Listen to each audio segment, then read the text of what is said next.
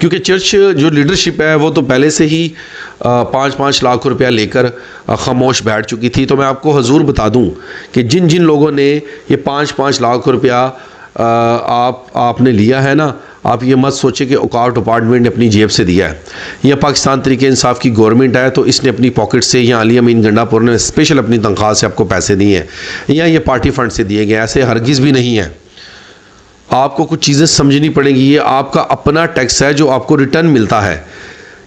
जो पार्टीज़ हैं, हुकूमतें आती हैं और चली जाती हैं, जो औकाफ और डीसी या इन जैसे भी सरकारी अदारे मौजूद हैं वो रियासती अदारे हैं, वो हम तमाम लोगों के लिए मौजूद हैं।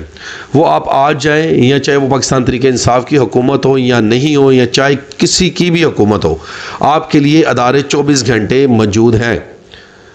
आज मुझे एक शख्स कह रहा था कि 2025 और 26 की स्कॉलरशिप स्टार्ट हो चुकी हैं, और हम आपसे रिक्वेस्ट करते हैं नील भाई कि हमेशा की तरह ये अपने मनपसंद लोगों को दे देते हैं, जिसकी 73% एज होती है।